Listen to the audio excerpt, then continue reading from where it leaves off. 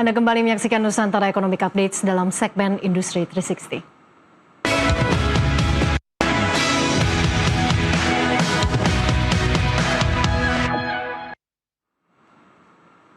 Peralihan cepat ke kendaraan listrik membantu China meredam dampak lonjakan harga minyak global akibat konflik Iran. Penggunaan kendaraan listrik yang semakin luas membuat ketergantungan terhadap bahan bakar minyak justru menurun. Hal ini membantu menahan tekanan kenaikan harga energi di dalam negeri. Analis menilai diversifikasi energi dan percepatan elektrifikasi transportasi menjadi kunci stabilitas konsumsi energi China. Selain itu, China juga memperkuat bauran energi melalui pengembangan energi terbarukan dan efisiensi industri. Meski demikian, kenaikan harga minyak global masih berdampak pada sektor lain, seperti industri petrokimia, logistik, dan perdagangan internasional yang masih bergantung pada energi fosil. Ekonom menilai transisi energi ini mampu meredam risiko jangka pendek, namun volatilitas harga minyak global tetap menjadi tantangan bagi perekonomian China. However, this may change with the rising prices of oil. And this may lead to higher sales of electric vehicles and probably also. Lalu sejauh mana transisi ke kendaraan listrik bisa menjadi tameng di tengah gejolak energi global dan seberapa siapkah Indonesia menghadapi lonjakan permintaan energi seiring meningkatnya adopsi kendaraan listrik? Kita akan membahas lebih dalam bersama Rahmat Kaimudin, Deputi Bidang Infrastruktur Dasar Kementerian Koordinator Bidang Infrastruktur dan Pembangunan Kewilayahan. Pak Rahmat, selamat pagi menjelang siang. Pagi, Nana. Bagaimana kabarnya? Baik, alhamdulillah. Baik ya, tentunya seperti kondisi geopolitik yang kita harapkan bisa lebih baik ya. Nah, di tengah gejolak energi akibat konflik ini dan juga percepatan transisi energi, bagaimana Bapak melihat peran adopsi kendaraan listrik di Indonesia saat ini? Ya, tentunya adopsi kendaraan listrik ini adalah suatu cara strategis ya buat kita untuk menjaga ketahanan energi kita. Sebenarnya dari pemerintah Indonesia sendiri sejak 2019 telah mencanangkan program percepatan adopsi kendaraan listrik. Karena memang untuk kondisi Indonesia sendiri kan hari ini BBM ini kira-kira sekitar 50% diimpor. Ya. 50% diimpor, tentunya juga itu pun setelah kita tambahkan biofuel. Ya. Sementara kalau untuk listriknya itu hampir semua feedstock untuk listrik itu adalah domestik. Jadi kalau kita pakai BBM tentunya itu ada bagian dari imported energy, tapi kalau kita pakai listrik itu domestik. Oke, ya bagaimanapun Indonesia masih menjadi negara net importer minyak ya. Dengan percepatan adopsi kendaraan listrik, hitung-hitungannya ini potensi pengurangan konsumsi BBM ini seperti apa, Pak? Iya, jadi kalau kita lihat mungkin gini, intinya saat ini kan sudah ada stok kendaraan di Indonesia. Jadi ada pengguna mobil yang saat ini udah ada di jalan gitu ya, dan motor kira-kira kalau mobil itu sekitar 20-an juta ya, motor itu 120-130 juta. Nah hari ini mereka tentunya menggunakan BBM. Nah kendaraan listrik ini kalau misalnya dijual ya pasti baru ya, jadi ini flow yang baru. Setiap kendaraan hitung-hitungan kasar kami ya, jadi biasanya mobil kalau digunakan secara normal itu sekitar 15.000 kilo lah setahun ya. Itu mungkin butuh sekitar 1.500 liter bensin per tahunnya. Nah, kalau misalnya setiap mobil yang berubah itu sekitar 1.500 liter tidak kita butuhkan lagi. Kalau misalnya motor itu kira-kira seperlimanya. Jadi setiap motor yang berubah jadi listrik itu berarti hemat 300 liter BBM. Nah, tinggal nanti tentunya itu akan terkonversi ke energi listrik. Oke, jauh lebih efisien ya? Tentunya jauh lebih efisien karena sebenarnya teknologi listrik dan combustion engine yang menggunakan BBM ini secara fundamental berbeda. Dan ini juga sejalan dengan minat kendaraan listrik. Kalau kita lihat pangsa pasarnya ini di 2023 saja, ini kan 1, sekian persen ya, 1,7%. Lalu meningkat begitu tajam di awal tahun ini, sudah double digit 15%. Nah, apakah memang lonjakan ini didorong oleh tren saja, atau memang masyarakat ini sudah mulai melek melihat bahwa kendaraan EV ini memang lebih irit dibandingkan penggunaan BBM non subsidi? Saya pikir faktornya cukup banyak ya. Iya. Jadi kalau kita lihat pertama kali EV itu masuk itu di 2020 itu penjualannya sekitar 100. Terus tahun 2021 jadi sekitar 600-an. Jadi 10.000 2022, 17.000 2023, yang 1,7% itu.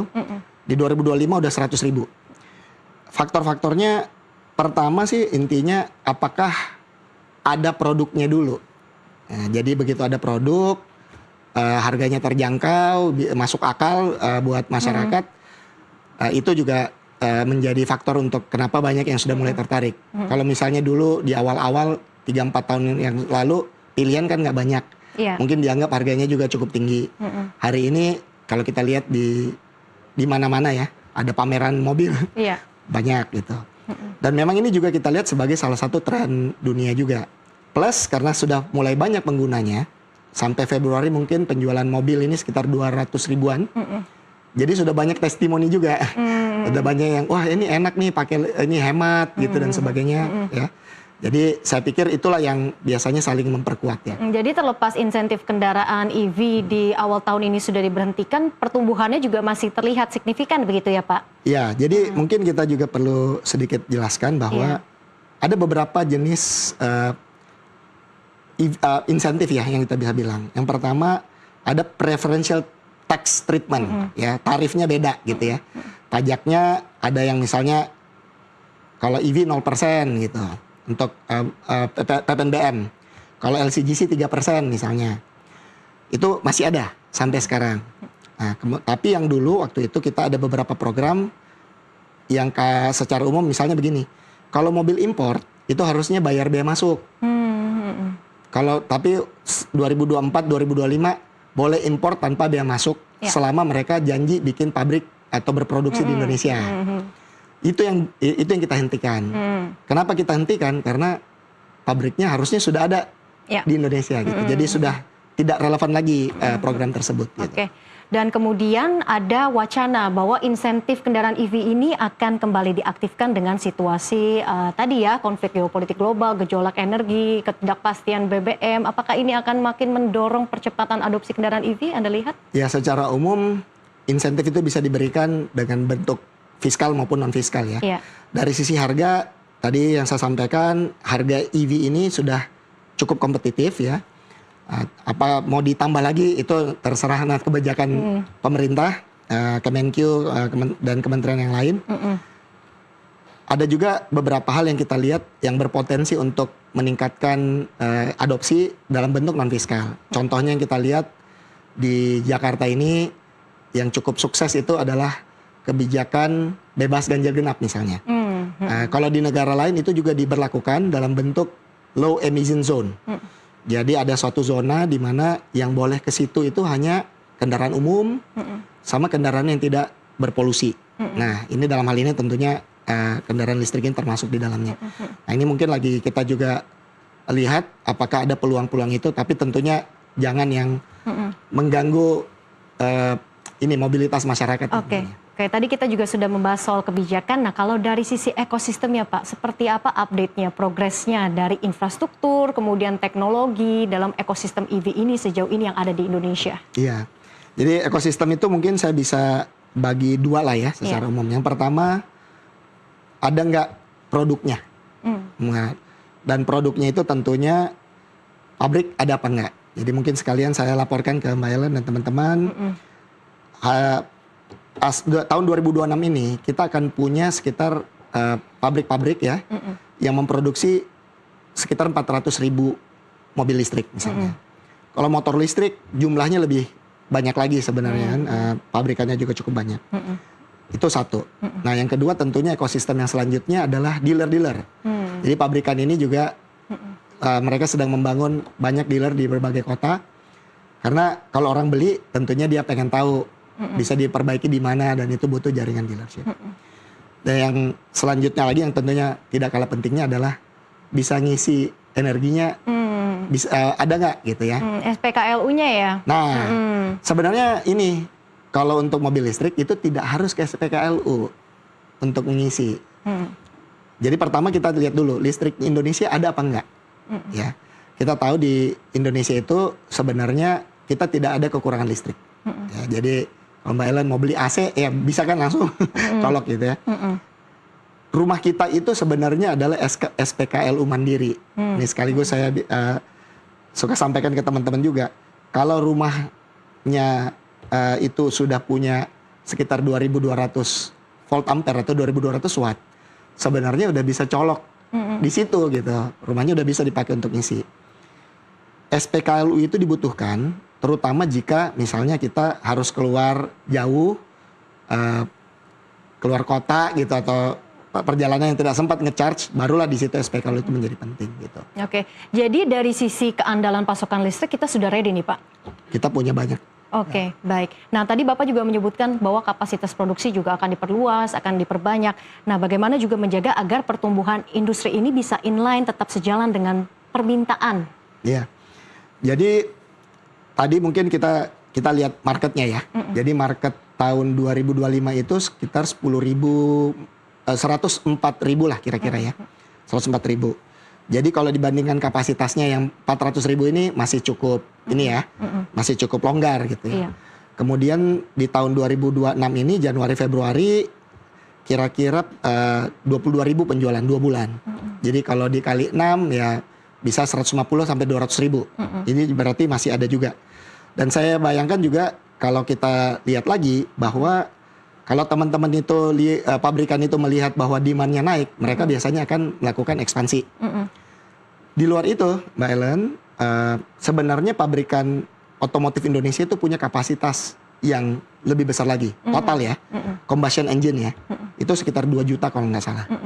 Jadi kalau misalnya pabrikan-pabrikan incumbent kita yang hari ini memproduksi combustion engine, ICE, itu mau merubah sebagian kapasitas produksinya menjadi EV, kapasitas kita akan jauh lebih besar lagi. Oke, gitu. Dan kebetulan juga di hari ini Presiden Prabowo juga akan meresmikan pabrik kendaraan listrik di Magelang ya. Bisa dijelaskan nih informasinya seperti apa nih Pak? Ya, saya juga baru dengar-dengar aja ya. Iya, Jadi yang saya tahu bahwa ya kebetulan di Magelang ini ada pabrikan sebenarnya ini truk dan bus ya, komersial gitu ya, mau diresmikan dan mereknya merek Indonesia. Jadi ini sebenarnya peluang dan menunjukkan juga bahwa pasar kendaraan listrik ini berubah dari tradisional combustion engine menjadi EV ini sudah mulai sudah mulai menjadi lokal gitu.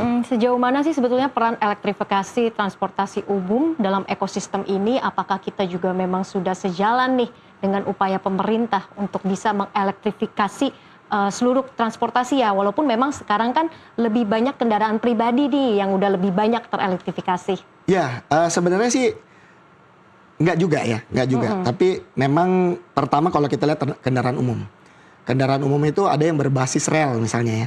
Rata-rata itu yang berbasis rel itu sudah berbasis listrik juga. KRL, MRT, LRT itu kan berbasis listrik. Jadi dia sudah sejalannya. Bahkan kereta cepat dan sebagainya itu kan listrik. Itu satu. Nah, kemudian untuk bis. Kebetulan kita di Jakarta, Transjakarta itu sudah punya roadmap ya. Jadi dia mau tahun 2029 itu semua Transjakarta itu udah listrik.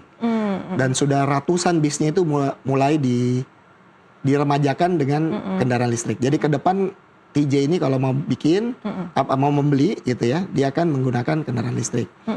Nah, kita tentunya berharap teman-teman yang lain, Pemda-Pemda yang lain juga ikut ya. Terus kalau kita lihat juga dari kendaraan semi private tapi public ya, seperti taksi misalnya, ini juga sudah cukup banyak ya kendaraan-kendaraan listrik yang digunakan. Jadi memang ini bareng-bareng. Intinya selama barangnya ada, infrastrukturnya baik, saya pikir ke depan akan. Jadi ini yang perlu diluruskan ya, bahwa transportasi umum ini elektrifikasinya sudah begitu masif nih, sudah cukup jalan juga. Dibandingkan kendaraan pribadi gitu. Mix lah ya. Iya. Nah, bagaimana dengan sektor logistik ini kan mobilitasnya juga cukup tinggi. Sejauh mana sih perusahaan-perusahaan juga terlibat dalam percepatan ekosistem kendaraan EV ini, dan inisiatif apa sebetulnya yang diperlukan? Ya, memang ini menjadi PR untuk logistik ya, heavy duty vehicles gitu. Kenapa ini menjadi berbeda dengan yang passenger atau taksi ya? Karena kalau passenger atau taksi penggunaannya passenger terutama penggunaannya itu rata-rata nggak butuh energi yang terlalu besar. Jadi kalau energinya nggak terlalu besar, baterainya nggak terlalu besar. Kalau heavy duty biasanya butuh baterai yang besar sehingga harganya pun jadi mahal. Nah ini sesuatu yang saat ini kita sedang duduk bareng bersama teman-teman think tanks dan juga industri. Bagaimana caranya kita bisa menyediakan atau mempelajari sukses kita di yang passenger ke yang heavy duty. Intinya tadi ekosistemnya harus ada, barangnya ada apa enggak, pabrikannya, gitu kan. Kemudian kita harus lihat perilakunya, apakah kita harus menyediakan fast charging di beberapa titik, gitu kan. Karena mungkin di rest area belum tentu bisa dimasukin truk tuh chargingnya kan, berarti kan harus ada charging khusus tuh buat truk misalnya. Titiknya di mana saja dan hal-hal seperti itu yang kita perlu pikirkan. Jadi memang ini satu PR buat ekosistem kita agar memastikan itu. Cuman memang kita mulai lihat di beberapa tempat solusi-solusinya mulai ada. Oke, solusi-solusinya sudah mulai ada begitu ya. Semakin menarik perbincangan kita, tapi kita harus jeda terlebih dahulu. Pemirsa Nusantara Economic Update akan kembali sesaat lagi.